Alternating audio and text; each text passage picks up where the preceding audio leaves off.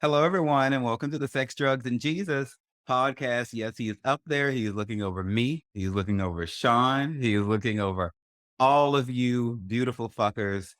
And yes, Jesus told me to call you all fuckers today because he is super open minded and super loving. And words like that simply don't offend him. Shawn, how are you? Wonderful there, good sir. How are you today? Fan fucking tastic. Yo, Shawn Murphy is the author is the host. Ooh, bring us that book. I'm ready to say author, man. Bring us that book. It's in the works. It's in the works. We got to make it happen. He is the host of the Above the Bar podcast, where every week they belly up to the bar and talk about all kinds of shit.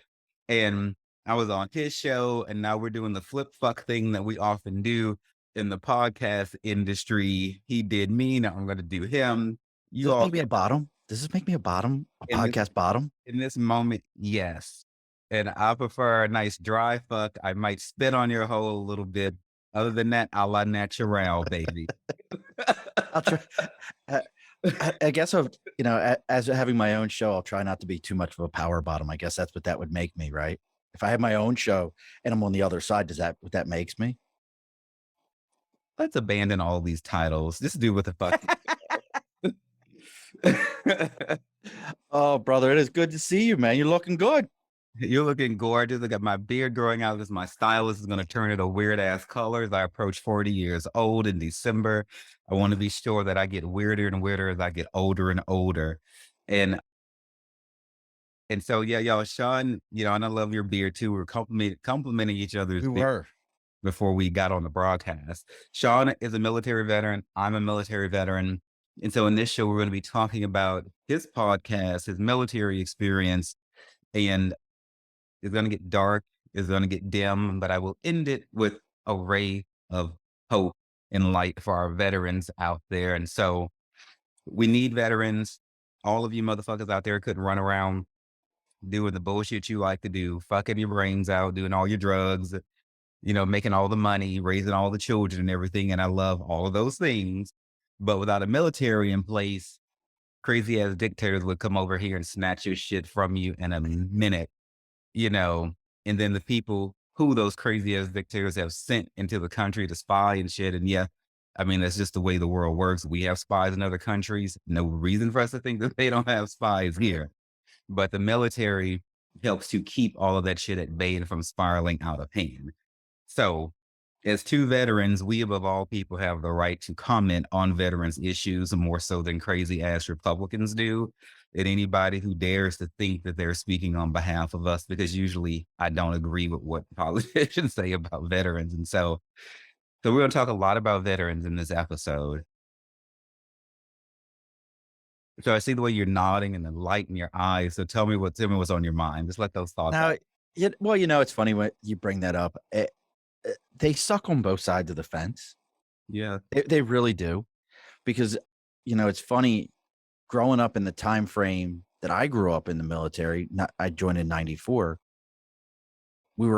It's so funny. We were always told you vote Republican. They're going to fund you. They're going to give you money. They're going to take care of you. Do you know who gave me my most pay raises in all my 20 years? Who gave me the most pay raises? Do tell. Bill Clinton. Bill Clinton in the Clinton administration, they're 50-50 in my book, because they were the ones that realized a lot of guys were getting out of the service and taking better paying jobs than staying in because there was no money there. In '94, I made less than $1,000 a month in the Marine Corps. Ooh. That was the DOD across the board. E1 was less than $1,000 a month, and you still had taxes taken out of that. Yeah, look at that. That's a sour face. And that's the facts. But I will also say, on the flip side, he also created the BRAC, Base Relocation and Closure Act, that closed down all those bases and shut down small towns that lived and thrived off those bases that existed. So I'm 50-50 on that guy. But it's funny. They both suck. Look at what just happened with the burn pit bill. And for those that don't know what the burn pit bill was, that's burning medical waste, plastics, and anything else you could imagine, and service members having to do it without proper ventilation, without respirators, and getting sick. And these guys, the Republicans voted it down because they wanted to show the Democrats that they didn't like some other bill, and they were like, haha, look what we'll do.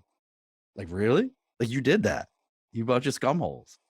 So that's my feelings on all of them. Right. And so the Senate majority leader Chuck Schumer pulled like a rope a dope on the Republicans and was able to get like a lot of the reconciliation, infrastructure, climate change stuff passed through. And the Republicans felt tricked, by it and everything like that.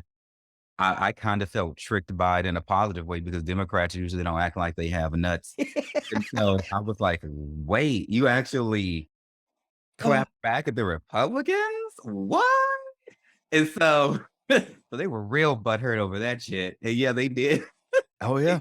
Because it never happened. They're like the Republicans are like the bully who are used to getting their way. They're not used to anybody actually hitting them back. And so the burn pit bill is something that Republicans kept pushing against.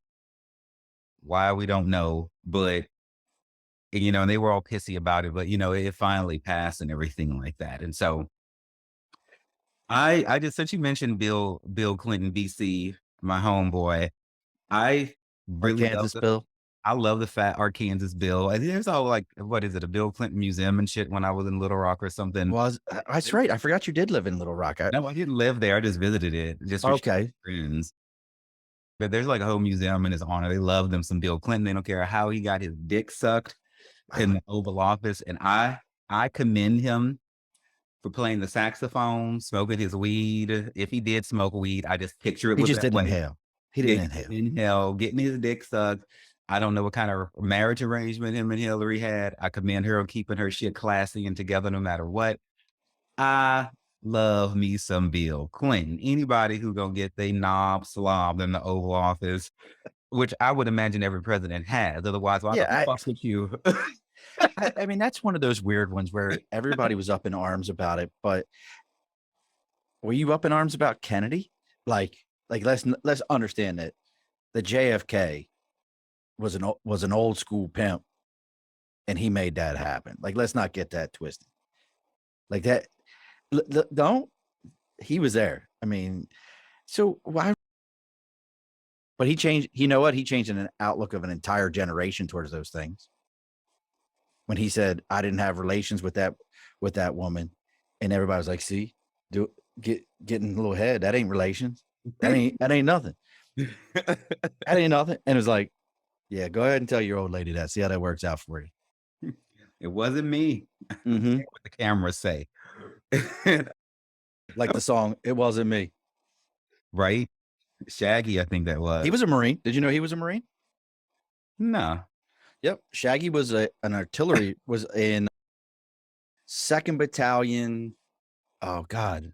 Can't think of what company, but he was 2nd Battalion 210 or 210. Yeah. 2nd Battalion, 10th Marine Regiment out of Jacksonville, North Carolina. He was an artillery Marine. And I knew a guy, one of those knew a guy who knew a guy situations, but knew somebody who knew him. And they said he used to go home every weekend to go do shows because he wanted to have a music career, but he was an artillery Marine.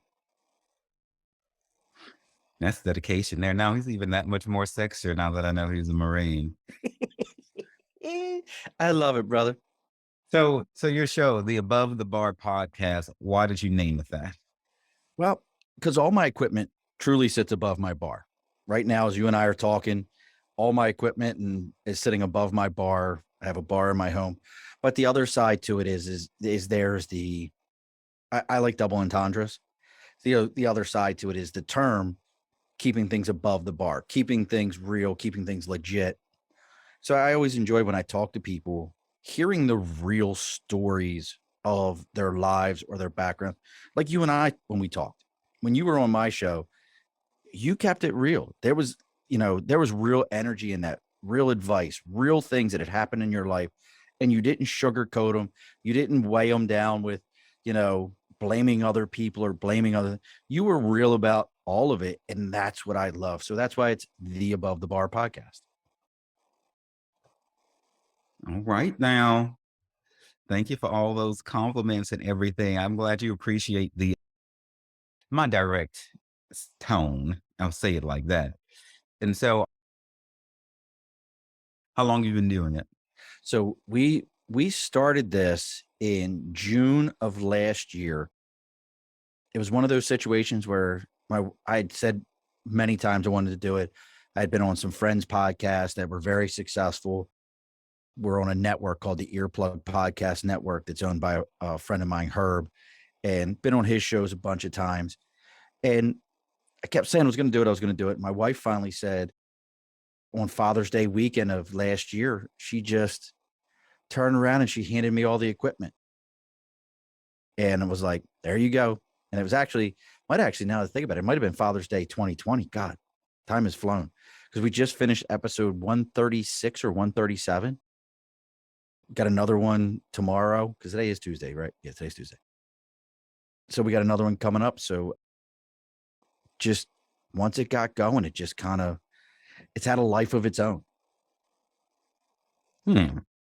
Well, I'm happy you found something that you love. And oh my God, excuse me. I took my ass out in the backyard, a weed eater, caught myself cutting fucking grass and shit like that because I just thought it was hideous. It's something I pay other people to do, particularly my parents. This is my parents doesn't mean that I'm gonna like have them work for free. I'll still pay them, but I shouldn't do that because I have really sensitive allergies. And I went out there and did it. And they put a mask on. So I've got this scratchy ass throat. It's like a whole thing. It's not the COVID. I've never had COVID, but I've been taking the test every day just to be sure, and it's still negative. So it's just allergy. So hopefully I don't cough too fucking much. So who do you think your target audience is? So I actually, do you know what, do you know about creating your audience avatar? Have you ever heard that term? I think I've heard the term, but just tell us. So I have a real good friend of mine, Jessica Gruber. She builds podcast or builds websites, and she has her own podcast also. And Jessica and I were talking, and she said that to me one day. She goes, "Who's your avatar?" And I'm like, "What?" Like I'm thinking video game avatar or something like that. So she explained it to me and sent me some stuff. Basically, it's kind of creating the image of what your target audience looks like and giving them a name. That way, when you're marketing yourself, you can actually say, well, would Steve or would Jane listen to this or that?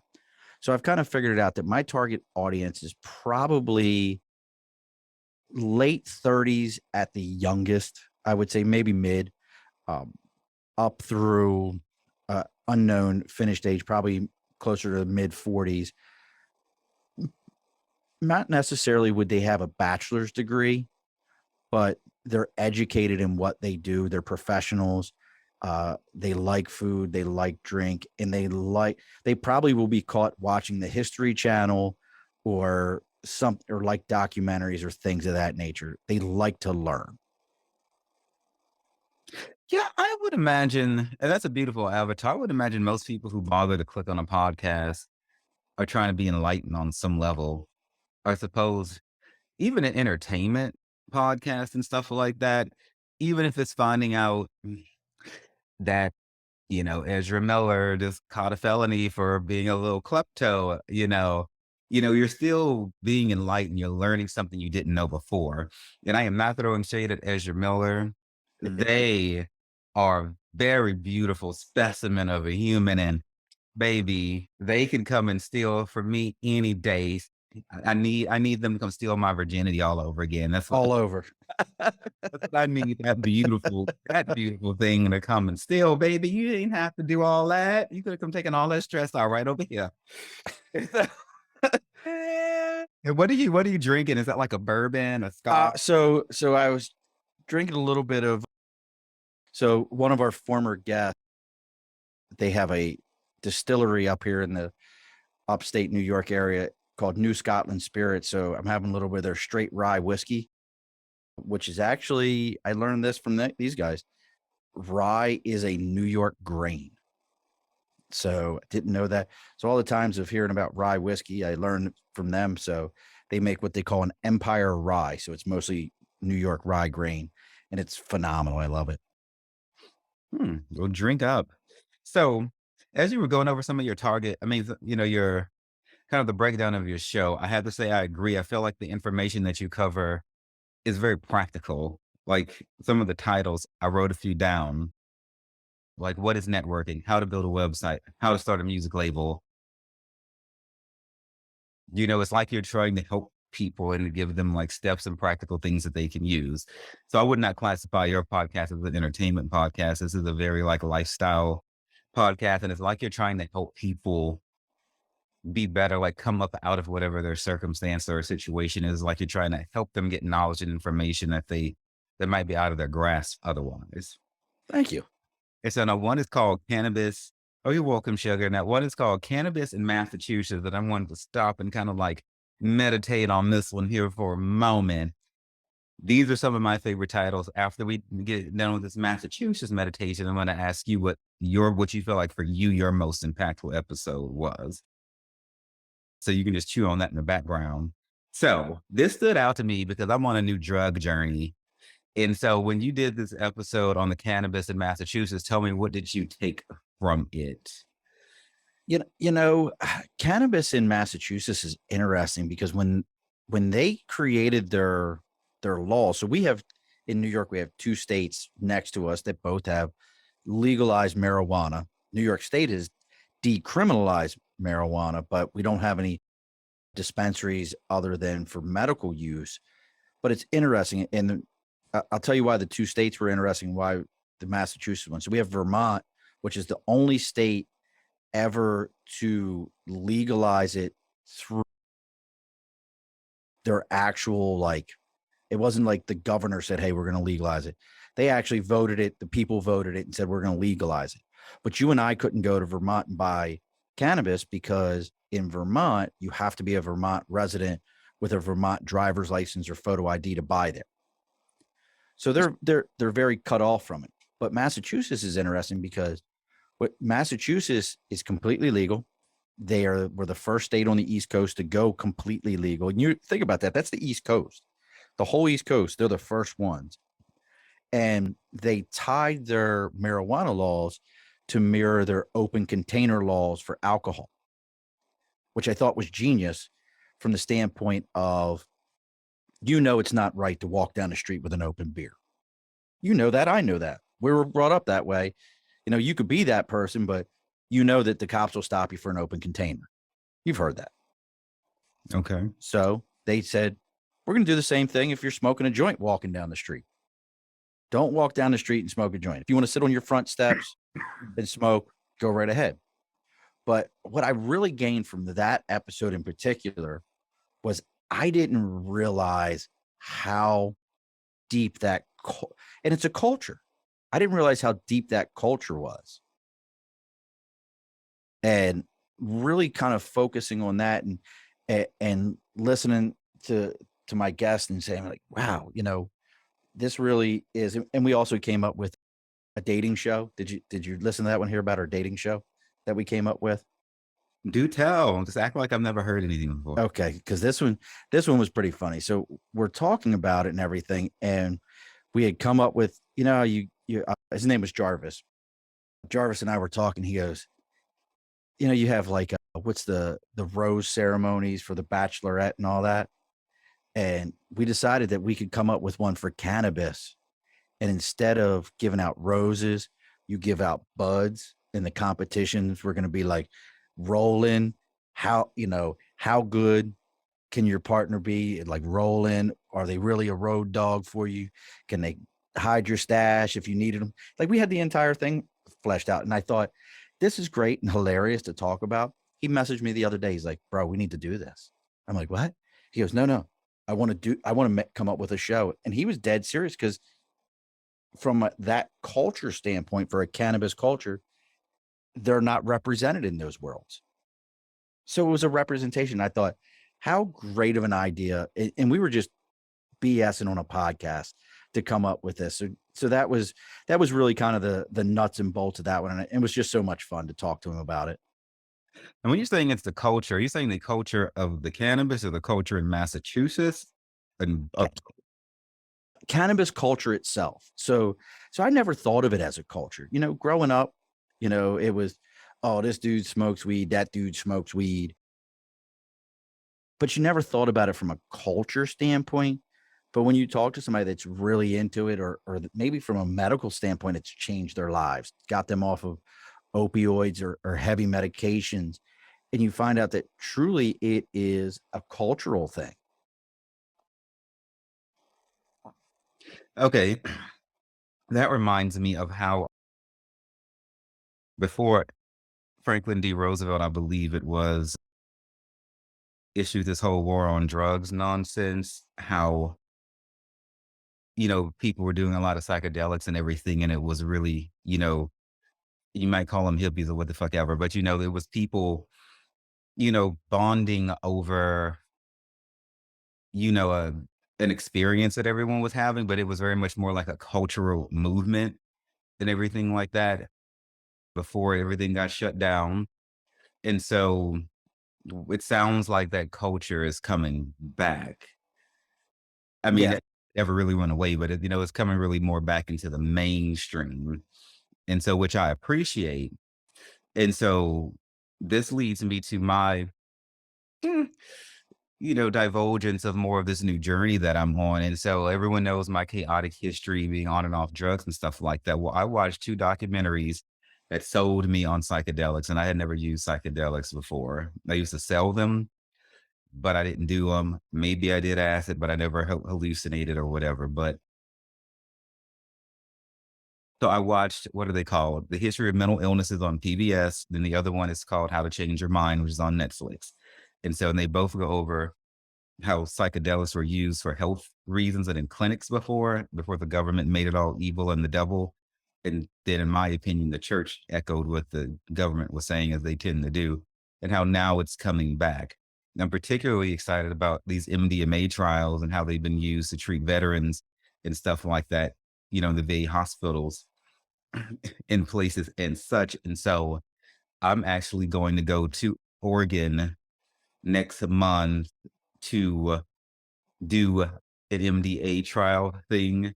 And also I'm going to do a psilocybin trial thing while I'm there, Really? like a whole week, because everything's legal there. And the therapists, you have a lot of these psilocybin centers and shit like that. And I'm gonna video it, of course, and I hope that I have a total reaction. I did the IV ketamine thing, which is now legal in all the states. I did not have a good experience with that because I don't think she gave me enough ketamine, and so fuck her. I'm never going back to that clinic. Imma find me a clinic in a more progressive city where they won't mind upping the dose, but the ketamine thing I did was only like an hour. The MDMA thing is an 8-hour day. The psilocybin thing is a separate 8-hour day. And so it's like a completely different Now, thing. now, when you're saying you're doing trials, does this mean that it's under the medical supervision? Is this pharmaceutical supervision? What do you mean by it's a trial? No, there will be a licensed clinical social worker with me. It's not like a, like NIH, like a health institute sanctioned trial, Okay. like personal trial under the supervision of a medical person. So I'm not gonna go find homie with some MDMA and then be like, let me just do it and see what happens. No, like I'm going to be coached through the experience and everything like that. And so I'm super looking forward to it because, I've read and heard where these veterans have had things that I struggle with, like PTSD and OCD, you know, addiction to like drugs and shit like that. And they've been able to find whatever level of relief. And so, Now, is this going to be like a micro dosing thing? Like I have a good buddy another vet who did whose brother is a psychologist. Which one's the MD? Psychologist or psychiatrist? the Which one's fuck, the MD? no. I Shit. always get it backwards. Whichever one's the MD. And he did the microdosing and was in a real bad funk with depression and all that. And he did microdosing. And that was life changing for him. And he doesn't do it anymore, but he really, it helped to break that depression. But it was all microdosing. It wasn't anything over the top. He wasn't watching pink bears fighting purple alligators or nothing crazy like that. But Yeah, I mean, I want to hear about this. I want to see some goddamn pink bears fighting purple alligators. I guess I guess what I want to know is that I really, really had a true out of body experience. But if for me, it doesn't require me to see strange things for me to get the healing, then I'll take the healing. But, everyone I saw in these documentaries were going through these convulsions and crying and hollering, and it really worked for them. You have the fit and then you calm the fuck down and then it's like you're healed. So for me, it looks like the trauma that went into the person is forced out through the MDMA or the LSD or the mescaline or the psilocybin or whatever, because that's the way it is. Trauma goes in, it comes out. And when it does, you might holler and howl or whatever. And so I want to know I've been changed. I want to know I've been touched. I was thinking about you the other day. I have to tell you this.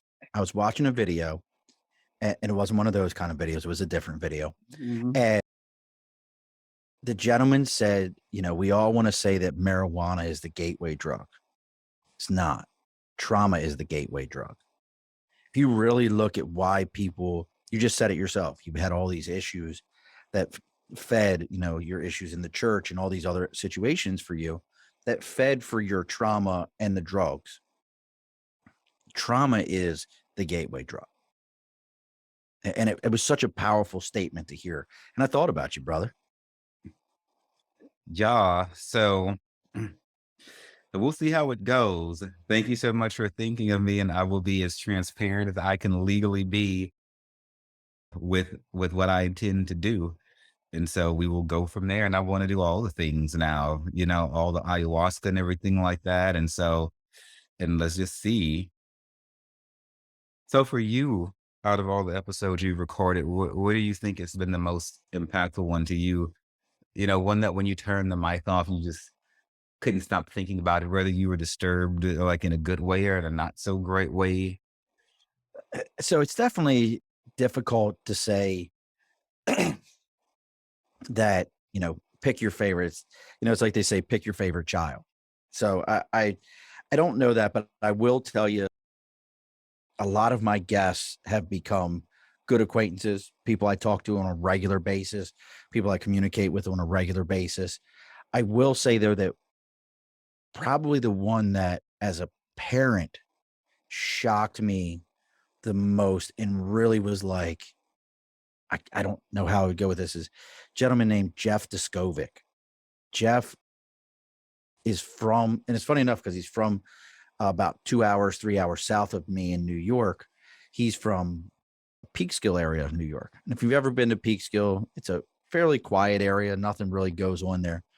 Jeff, at age 16, was sent to adult prison for a rape and murder he did not commit. And every story you've ever heard where you go, the police can't do that. The police wouldn't do that.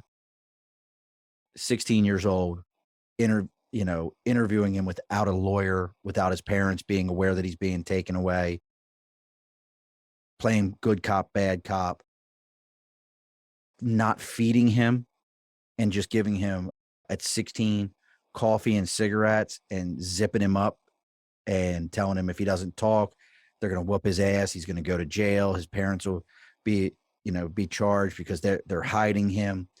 All these things, his court appointed lawyer, because his family couldn't afford it, never took the time to follow up on BS evidence, on things that just didn't make sense all the way through. I mean, and there's a documentary, it's called Conviction. It's done by Jaya Wertz. And that's how I met Jeff. Was I interviewed Jaya on it's JIA and then WERTZ. She did this documentary on his life, and it's on Prime, Amazon Prime, and it's worth watching. It's called Conviction. But just watching that and then talking to him, and him and I have become good friends, that made such an impact on me as a parent, to think that, and the reason they picked him out of it all was because he was a quiet kid. He was quiet. So today we would say, oh, that kid might have some mental health issues. But he did 16 years in jail, finally was released when the person who actually committed the crime DNA evidence tied him to the crime. And he goes, oh, yeah, I did that. Even though Jeff spent all those years in jail.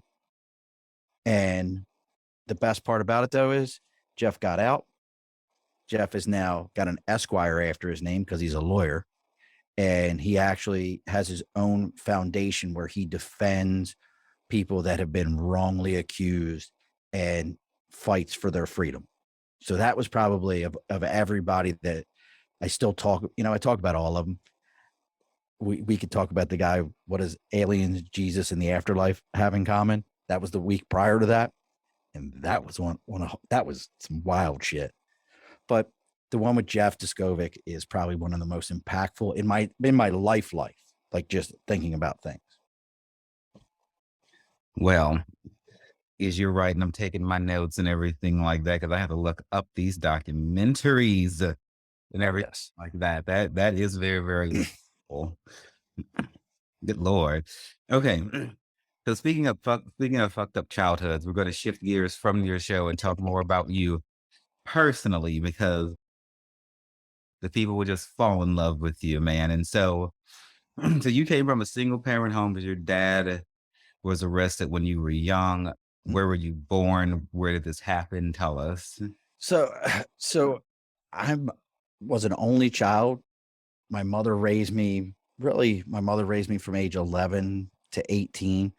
And my dad did a 1 year. I always tell people I've never had any problems admitting this. My dad did a 1 year clip for possession of illegal firearm because he didn't have enough coke on him at the time for them to put him in jail for that.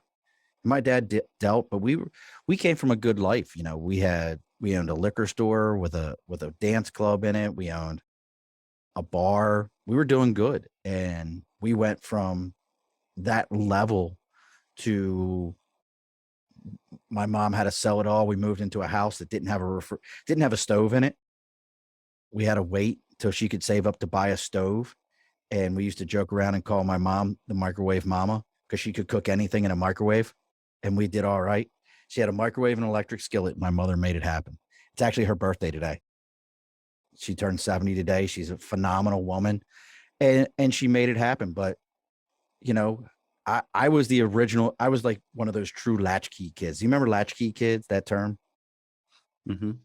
So I was a latchkey kid. My mom dropped me off at school and then she didn't get home till sometime around 5:30.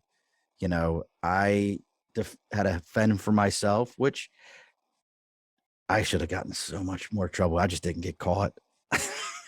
I just didn't get caught.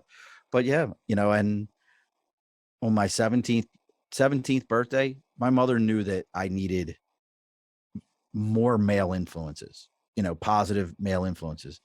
So 17th birthday, she actually took me to the recruiter's office, July 20th, 1993. I had already taken the ASVAB, went to the recruiter's office, signed up July 21st. I swore in July 6th of 94. I was standing on yellow footprints and headed down to Paris Island, standing on the yellow footprints, and then did that for 20 years. But I was a wayward soul as a kid.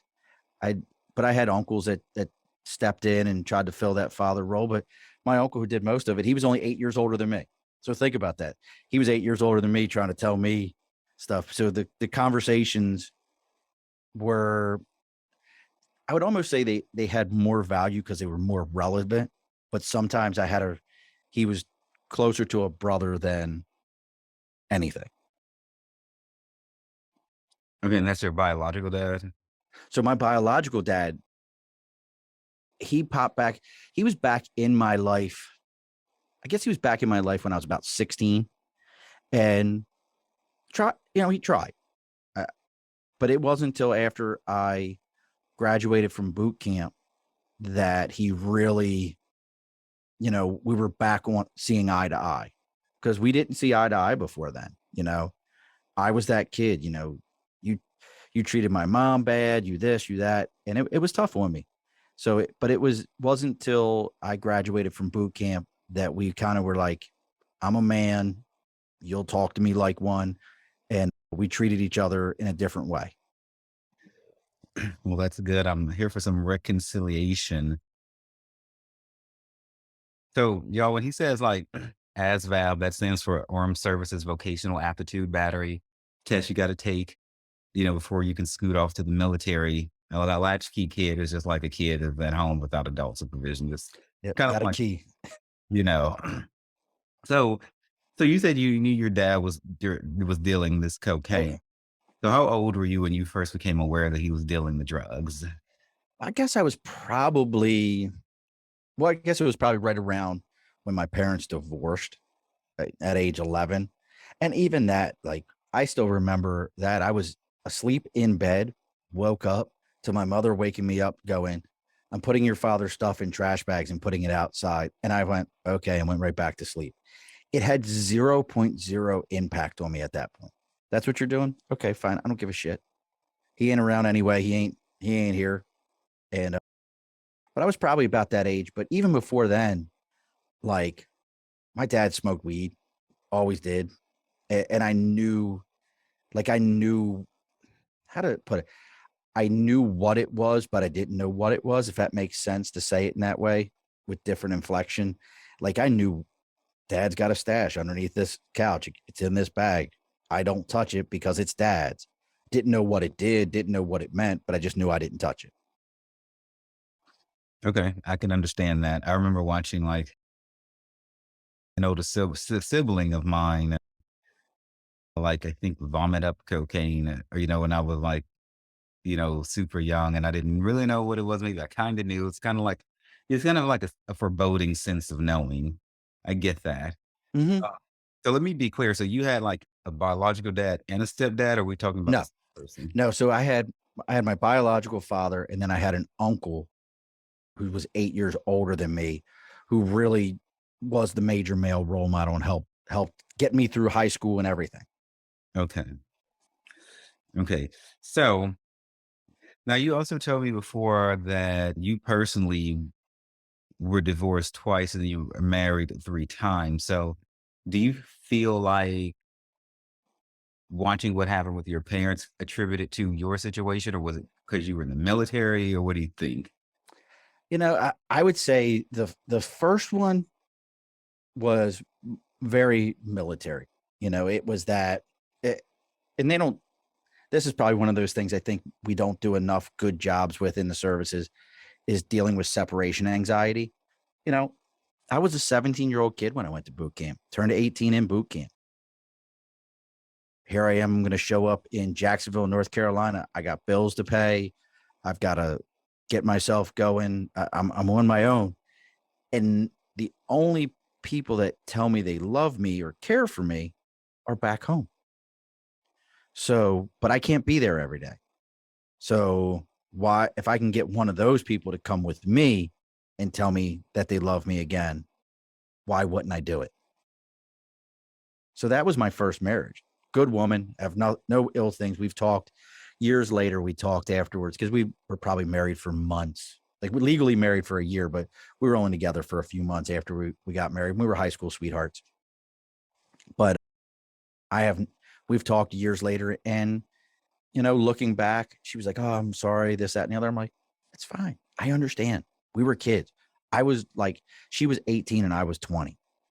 You know, we were kids. Like, I turned 20 just after we got married, and we were kids, and it shouldn't have ever happened. But it was separation anxiety that caused that. The second one, it was military related stress. I promise you, it was a. It takes a special person to be a military spouse. It truly does. You have to be a kind of person who can operate on their own with minimal interaction from the other person, and be willing, when that other person shows up, to allow them to assert whatever force they have in it. But at the same time, that service member has to understand that you're not around all the time. So the rules have already been set. You have to find out what those rules are and let whoever's been leading that charge tell you what the rules are. And it's tough. So I was on recruiting duty at the time. I was probably working 70 plus hours a week, not home, getting up at crack of dawn, driving. At this time, I was driving from Reading, Pennsylvania to Hatboro, Horsham, Pennsylvania, about an hour, hour and a half each way every day because the housing crash happened. We were at I was in charge of one location. They switched locations. And it was really just that stress finally broke our marriage. So it's hard to be in a relationship, period, when you've got two different people who exist in two different worlds and you're trying to figure out a way to make those collide without destroying each other, one another. And so a military relationship, like what you're saying, the chaotic nature of it is something I witnessed when I was an Air Force recruiter because some of the wives are the, would be military wives, they really couldn't handle it. Like they didn't, he's going to go to the military, but why should I leave my mom and my sister? It's something the girl might think. And so I really feel like they should do like the military should do like coaching and transition training and things like that for the spouses and stuff like that. I'm not overly fond of necessarily the way the military gets people ready to either enlist or to come out of the service. And so I feel like there's more that can be done both going in and coming out. But a lot of the women really had to come home, and I see women because I really wasn't around a lot of females. I was only around guys, and they had wives because unfortunately I was in during Don't Ask, Don't Tell, and so oh my gosh, I can only imagine the gay parties they're having in the fucking military now without me. Shit. so so so wait, so you mentioned before that you were always trying to get married. And Mhm. that sort of statement reminds me of Ernest Hemingway, very popular author and everything like that. And I watched documentaries on Ernest Hemingway and he was an alcoholic and some might say a narcissist and a few other things, but there was a thing with him with Mr. Hemingway where he was always married. He would like meet a woman and be like, I want you to be my wife, while he still had another wife, and then she would be getting along, he'd be scooting her along sooner or later. But, when I read that from my notes about you, that you were always trying to get married, it reminded me of Ernest Hemingway. Now you have an Ernest Hemingway-ish type beard going on right now. And so talk to me about this need to be married. I think it was that it goes back to that separation anxiety, being alone. Like I said, I mean, if I look at my life, like I said, latchkey kid, I was always by myself unless I went to a friend's house. Get into the service, I separate myself from anything that I can consider as a connection, and I have to build my own. So why not bring that connection with me? It took a lot of years before I could be on my own, and I think I attributed for a long time being married with being with someone, if that makes sense. Like having someone else in my life, that's how you fill that space. Whether it was good or bad, that's how you did it. Are you still married? I am. I've been married to my wife now for 5 years. Very happy, much more mature relationship too, though. I was much older when I got married. We both had careers, we both had lives. We both know how to we can at this point in my life I can function differently. I love spending time with my wife and doing things with my wife. I enjoy that. But we don't have to be up each other's ass to feel that and to have that trust factor. Right. I say wait till you're at least 30. All in my 20s, I used to think I knew who I was and I was an adult. It wasn't until I was like in my lower 30s that I really think I solidified who I was. So slow down, y'all. There's no need to get married. Do all the traveling, do all your experimentations or whatever, and then save all this getting kids and all that for later, darling. There's no need to rush. And if you can avoid kids, just avoid it completely. You'll Yeah. have so much more money. I love my children, but God, I always think about this is something that once you have children, you think about all the time. Like, God, I love my kids, but Man, if I didn't have y'all, do you know how much money I would have? I'd be paid. I Expensive think little bastards. I'd say I say that about my cats, but they're probably only $30 a month. Yeah, no, your cats are good. Like between a bag of food and if you have like healthcare for them, the cats are good here. There's no problem with them. I've got two, and I love my cats.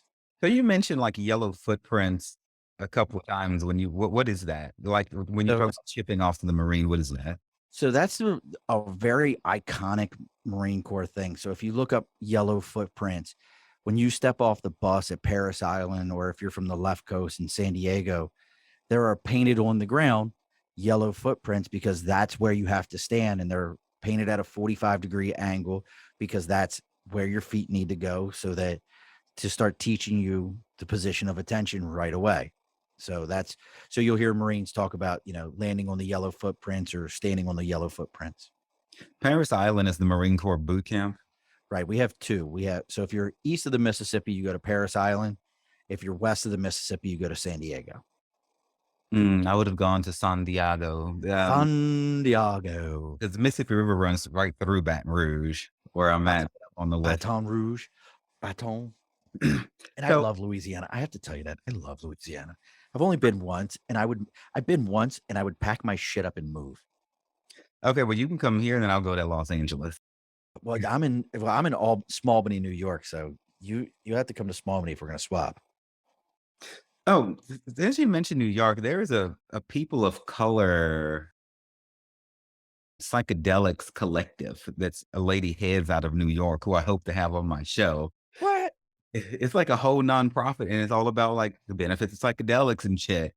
It's like the People of Color Psychedelic Collective. It's like a thing. People of Color Psychedelic Collective. Y'all. And so POSCC. Pasca. something like that. But if I can get a hold of her and set it up, I will be flying my black queer ass to New York so I can get high on whatever fuck I can get my hands on. If you can get her on your show, I expect that you introduce me to her so I can have her on my show. Because I would love that's my show in a nutshell.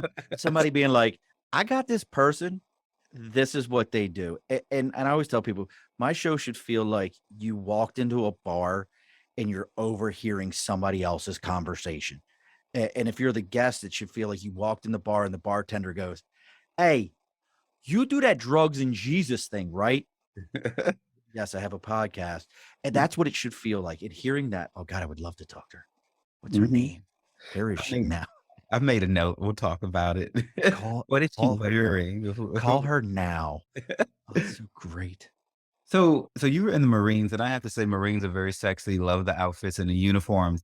Was there any sort of was there any kind of gay sex that you saw in boot camp, in training? I want to know some tea, some dirt, some Marine drama. So nothing that I ever ran into personally, like nobody that ever directly came on me. I guess I wasn't that cute. I was 5'7", 127 pounds when I got in. So you'd had to been into twinks or something like that to have looked at me that way. But there was always stories. So for example, I remember my first command, there was a Marine. I actually remember his name, but I won't say his name, who ran down to the duty office, which was in the duty office is a Marine who's in charge of the barracks for that day, making sure that nothing bad happens, reports on it. He ran down to the duty office butt booty naked because his roommate, who was a big dude, and this guy was like 5'1", 5'2", and his roommate was a big dude, was standing at his door when he came out of the shower and basically tried to have his way with him, snatched his towel off of him and everything. And the only reason I remember this is because as I was checking in to our command that day, he was in handcuffs leaving. Who, the skinny guy or the big guy? The big guy. He was in handcuffs leaving. So there was that. But probably the next time I heard anything was, let's see, what year would it have been? Like 99, 2000 time frame. It was right around in North Carolina. We had two hurricanes, Hurricane Bertha and Hurricane Fran. They were back to back. They did a lot of damage. And so some of us got, this is the only time I ever heard where they're like, go home, stay away from the area, come back when it's clear. So I had come back and joking around, we had put a sign on one of my buddy's trucks that just said, he didn't know it. They had zip tied this big cardboard sign that said, I'm gay. Everybody thought it was funny. He hadn't seen the sign. Ha ha ha. No big deal. All of a sudden, our mass sergeant comes out and flips on all of us. Get that shit off his truck. You don't know what's going on around here. Blah, blah, blah. And we're all like, whoa, mass sergeant, why are you flipping out on us? So we take it off. We'll come to find out one of the Marines who hadn't come back yet had just shown up to our CO's office, walked into the CO's office with a local lawyer and went, we would like him discharged out of the Marine Corps right now. He's gay and he's concerned that if other people within this command find out that he's going to be physically assaulted. And they had him out of the service in a day. At a day, he was gone. So those were two incidences. But I will tell you, knowing Marines the way I do, I come from a pretty open household. Grew up with an aunt who was gay, never thought nothing of it. Knew people who were gay growing up, never thought anything of it. It was always just kind of like, okay, do you, boo? I don't care. But when I found out somebody didn't tell me they were gay, and it was somebody I was very close to, who was another Marine, and I found out after they had gotten out and they told me that, I was kind of like, damn, bro, why didn't you talk to me about this before? You'd have been good. And it was because I acted like a Marine, and I say that in quotes, that he was concerned that I would see him in a different light. And that really hurt because I was just being a Marine, and that oorah, oorah, yut, yut, loud, over the top male kind of persona. And that was one of those things that really hurt me because I was like, damn, bro, I thought we were good like that. And they were like, yeah, man, I couldn't tell you. And I was concerned that you would feel a certain way about me, and I didn't want you to know. And I was like, I actually yelled at him and was like, hey, motherfucker, why didn't you tell me? And then he told me that, and I was like, and that actually hurt my feelings because I was like, man, did I make somebody feel that way? And I shouldn't have. It wasn't you, it was the environment of the military. He didn't wanna lose his livelihood, and he didn't tell you or anyone else unless it was someone else who was clearly queer, but, as you don't present that way, and so ain't nobody gonna risk their income and everything because they wanna have an open conversation with somebody because you never know how those things are gonna go, so I wouldn't take it personally, he was just trying to survive. Well, years later, we've talked about it more. He's my closest friend, my best friend. But it really was. It was kind of one of those things where I was like, damn, bro. Initially, it really caught me off guard. Mhm. So, as a Marine recruiter, did they tell you to lie? No, nope. And that was always one of those things like, I, I always will tell people this. I never lied about it. That was actually the big difference between the Marine Corps from a recruiting standpoint and maybe other services. I don't know. Only because we wanted to tell you how bad it sucked. We wanted to tell you how hard it was. We wanted you to know that this was going to be like boot camp was going to be hard. It was going to be miserable. It was going to suck. You're going to sweat. You're going to question the fact that you even met me and ever did this. We wanted you to feel like that because that was part of the sell. Because people want to be like, fuck that. I could do that shit. You ain't gonna scare me off. I'll make that shit happen. It was part of the sell. That's some good reverse psychology right there and playing on the male ego. See, when I was an Air Force recruiter, they would try to get me to lie to the recruits about, like, their career. So, like, if I had a recruit who wanted to be a weatherman or work in avionics, I would work to get him that job. What the higher ups in the Air Force would do, and as soon as I asked you this question, I realized that the response would probably vary on who your supervisor was and exactly where you were recruiting at. So, so they would do some shit in the Air Force like book the guy in like a security forces job to be a police or whatever. And then they'll be like, we're just going to go ahead and assign him this job. We've disregarded what he wants to do. And we want you to bring him into the office and act like, this is the best job ever. Sell him on this job. You know, that's the sort of shit that they would try to get me to do in the Air Force. So that what you're talking about is just a little bit of spree de core. Yeah, like we were Together. so that was our move. Like, I kid you not, this is a real thing. You would walk in front of a crowd of kids and you would look around and be like, I don't think most of you could be in the Marine Corps. Here's a little bit about it. If you, the one, and this would be a move, you go, the one or two of you that I see in the room, and you would look, you would never actually make eye contact with anyone. You would do this, be like, the one or two of you that are in here that probably could do it, you can come meet me in the back of the room when this is all over with. And you would get like 5 or 6 of them because these idiots would be like, he's talking to me. I know I could do it. And you'd stand there and you never looked at anybody, but it was just, let me see if I can hype you up enough. And it was a thing. I used to tell kids all the time, you're going to hate the day you met me within the first couple hours that you're at Paris Island. You're going to hate the day you met me. And they'd be like, what? I'm like, yeah, that shit sucks. Okay. Boot camp is a motherfucker. Oh, hot. Like I went to boot camp in July, South Carolina in July. Here's how hot it was. You want to know how hot it was? I was in San Antonio in July and August for mine. And so we were clearly in the 115, 120 degrees. It was so hot in South Carolina in July of 94. They used to have a pool outside that we did our swim quals in. It was an outside swim qual. It was so hot, the pool water felt like bath water and it wasn't heated. That's how hot it was. Think about that. Like getting in a pool and being like, I'm going to get in this pool and cool down. This shit feels like bath water.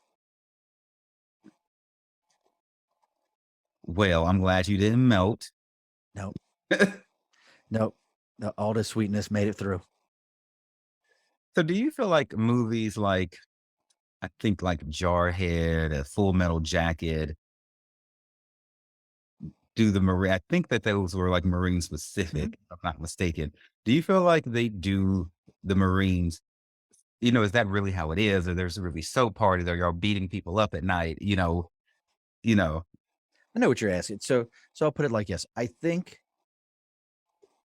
Full Metal Jacket, there's a lot of legit because of the fact that Arlie Ermy, who plays the drill instructor, was a Marine drill instructor. And I think a lot of it from that era is legit. Fast forward today, no, nobody's pulling out bars of soap and beating somebody's ass or something like that. Jarhead, I think, is one of the worst movies ever made, bar none. By far the biggest load of bullshit I've ever watched. It should be burned and never played again anywhere. It's so bad. The fact that Jamie Foxx plays a staff sergeant that an E2 private first class runs his mouth to him like he's a punk at one point in that movie, that's not happening.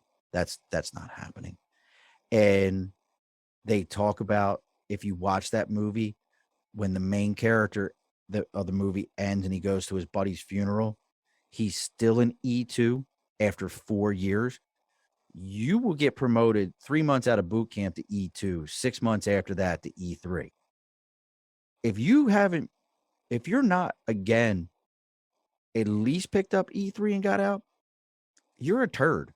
You're a turd of a Marine and you're getting in trouble on a regular basis. And really, I got nothing for you. So I can't stand it. Can you tell I don't like that movie?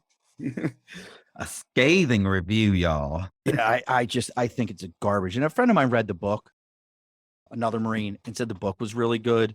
And he's like, man, don't judge the movie. Don't judge the book by the movie. He's like, the book is really good. He really gets into some details of things. I'll tell you one that I really talk about eye-opening things, not to switch sides here.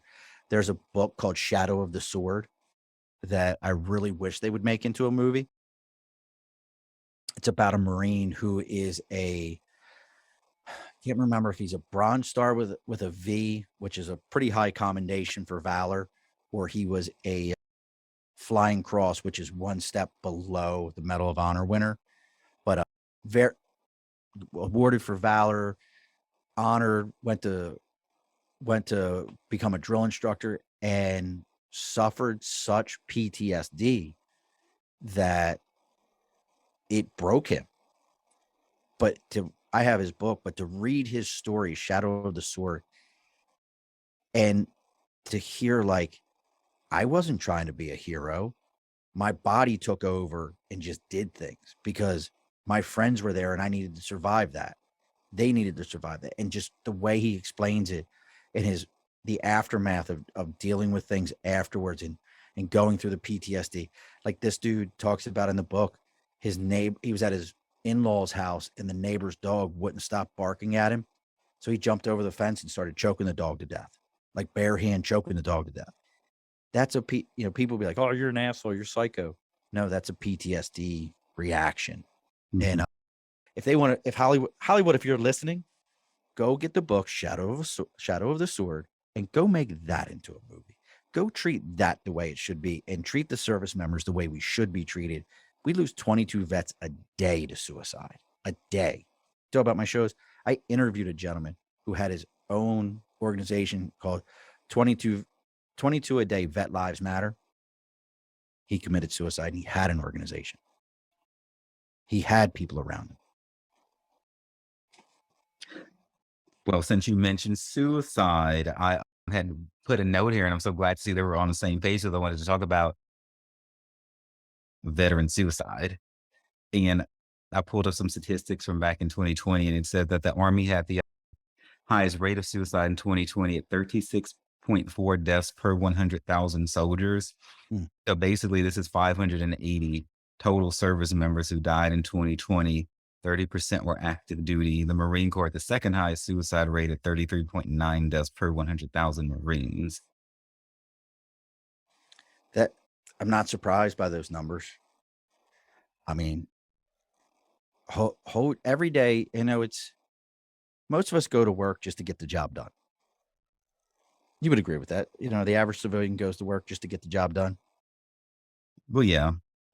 But how about you go to work and every day get told you need to do it better than you did the day prior? You need to hold yourself at that next step level. There is no doing it easier. And if you try to take the easy way, you're a skater, you're a slouch, you're a turd, you're everything under the sun. So you must perform at that next step. Do that every day. And then come out and be around people who don't understand that mindset. Do that every day and for 4 years, and then come out to a place where you're like, you're right. This is how I work. This is how I do things. And then turn around and see everybody else not performing at that level. Tell me what that does to your mindset. For me, it made me narcissistic and arrogant because the military told me that, I'm Superman, I'm better than everyone else. This alludes to what I was saying earlier about better training people to exit the military. In boot camp and throughout military, they prime us to be on this pedestal, and you can't function that way in society. And PTSD is real. I struggle with it. It's one thing for me to have a 1 hour conversation with you, but for me to try to immerse myself in a day-to-day work environment with people is impossible because I'm constantly judging them. It's the military's voice in my head judging them. It's not really say, for instance, the end of the world. In the military, they're always saying if you're 15 minutes late, 15 minutes, if you're 15 minutes early for an appointment, then you're on time. 14 minutes You're late. early, you're late. In the civilian world, it's actually not a catastrophe if you're running a few minutes late, but goddamn in the military. So, so with people, I have to stop myself if they're like a minute or 5 behind from looking at them like they're the goddamn devil, to this day. And I've been out of the military for almost going on 20 years, to this day, I'm all like, it's okay if they're 2 or 3 minutes late, Devan, and I have to like talk myself down from wanting to burn them with kerosene and brimstone when they show up. But we judge people irrationally. We judge ourselves. Whatever we do isn't good enough. We beat ourselves up because the military told us whatever we did is never enough. 99.9% on a test is terrible. It should have been 100. You How did know, you get that one wrong? how dare you get that one wrong? Well, I It, mean, you bring that up. You talk about the test. That was, you go through your entire life in school. Hey, I got a 60. I passed it still. That's a D. Get into the military, 80 to 85 is passing. If you get anything below an 80 or an 85, depending upon what courses you're taking, you failed. So, I mean, right there, you're on a different level right away. and so, learning how to deal with society even all these years later, it's just like it's still a thing.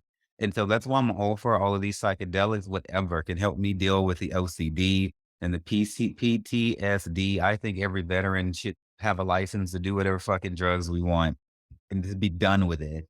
And so you were, so we're just going to talk about one more thing and then I just Yeah. have positive advice for the veterans. And so you were in during 9/11. As much as I hate how divided and how ugly this country is, I hate our history built on the backs of murdering indigenous people and forcing black people to come here when we didn't want to and all kinds of crazy shit in our history. A bitch is here now. And so it is what it is. I didn't serve my country. And the attack that happened to us on 9/11 affected me and affected us all. I was asleep in my dorm room, you know, when the shit went down, and then the people came in from the squadron, like it's time to get up and go and move the cars and every goddamn thing. And I heard the ThreatCon Delta going on thinking it was a drill, and it wasn't a drill. This time it was real. So I'm just wondering if you remember where you were on that day when the planes hit the towers. 100%. So I was actually on recruiting duty in Hatboro Horsham, Pennsylvania, and we were doing our morning meeting. It was me. I don't remember the gunny's name, and one of my best friends, not the other one we were talking about, Shawn Tate. And we were doing our morning meeting, and the Air Force recruiter, Sergeant Johnson, pops his head in and goes, "Plane just hit the World Trade Center." Oh man, that's crazy. So we walk out into the lobby or into the other office where there was a TV. Turn the TV on. We're watching. While we're watching, we watch the second one hit. We all go, something ain't right here. We're under attack. So about that time, phones start ringing. We head back up to my office, which was about a 25-minute drive from there. While we're in the car, we're listening to NPR. The guy we're listening to, he's talking about, well, this could be this is going on. And then I hear the guy on the radio go, "Oh my God, I just watched a plane hit the Pentagon." The guy I'm listening to was watching what was going on and watched the plane hit. So we're like, okay, this is real. And probably, you talk about impactful things. Our CO at the time, I think he's a full bird colonel. He might even be a general by now. His name was Donovan. And pure Irish Catholic as they come. He might have had 400 children, contraception. What are you talking about? Kind of guy that would, but he was a true recon Marine. Like he had like rebreathers, all that stuff. The kind of guy that would have a stressful day and pull over on the side of the Pennsylvania Turnpike and see a trail and just go run on it in the middle of the highway. Just go run that trail and come back. What's a rebreather? So a rebreather is something that recon uses. You ever seen those movies where they're scuba diving and no bubbles come up? Okay. So that's a rebreather. So when they exhale, the bubbles don't come out. It goes back in and gets recycled. The air gets recycled. So that's a rebreather. So he was on that level. And talk about impactful things. He said, for all my Marines, if you have families and you need to go be with them, go be with your families right now. If you are single, unless you truly need to go home, I would like you to stay in your offices, answer your phones, and let this country know that their Marines have not left them. Our office in Lansdale, Pennsylvania was the only office on 9/11 that still had recruiters in it. All the other services left and went home. We sat in the office. Now, I did have my 45 on me, but we sat in the office. Well, and everyone else out there listening, like, I wonder where you were when 9/11 happened, if you remember. So I just send a lot of love right now out to the souls of the people that we lost on that day, and to the veterans who are still being impacted by it, to the people, to the family members of those who died, and all of our emergency responders and the people in the media who covered it as well. And so thank you for sharing everything you've had to say today, Mr. Murphy. What I wanted to tell the veterans is that, beginning in 2023, the VA is starting a new life insurance program, VA Life. So you might want to look into that. Good life insurance policy. People, please stop dying with no life insurance. I'm so sick of this happening, in and around me. Because when you die and you ain't got no savings and you got no life insurance, it's a whole hot damn mess. And maybe you're sitting there. I mean, I just don't know. Just get the damn life insurance if you don't have it. It's coming out in 2023. They're not paying me to say this shit. I'm just tired of the people dying with no life insurance drama, and I'm just tired of seeing it. And so, and don't forget, if you're a service connected veteran, you can apply for the dental insurance. I do that. It's great. I go to a civilian dentist, but it's like a VA dental shit somehow. Yeah, they reimburse it somehow. And it's through Delta Dental, the one I chose. I pay them Nice. about $18 a month, and I go get my cleanings 2-3 times a year or whatever. And so, and then the last thing, if you got thrown out of the service for being queer, dear, you can now get your discharge upgraded. You just need to reach out to the Disabled American Veterans, the DAV, the American Legion, or somebody like that to fight on your behalf. But that is a total wave that's happening right now. You don't have to have that bad conduct discharge or however the fuck it was characterized anymore. Get your discharge upgraded and get your benefits, boo. And with that, Shawn, you can have the last word. I'm gonna go stick a dick in my mouth or something so I can shut up. You're doing the last word to me. Well, we're gonna we have to go with the last word, which is the sign off for the Above the Bar podcast. Be sure to push your stool in. And that's enough for me. Thank you for coming on. Thank you all so much for taking time to listen to the Sex, Drugs, and Jesus podcast. It really means everything to me. Look, if you love the show, you can find more information and resources at sexdrugsandjesus.com or wherever you listen to your podcast. Feel free to reach out to me directly at Devanin at sexdrugsandjesus.com and on Twitter and Facebook as well. My name is Devanin, and it's been wonderful being your host today. And just remember that everything is going to be all right.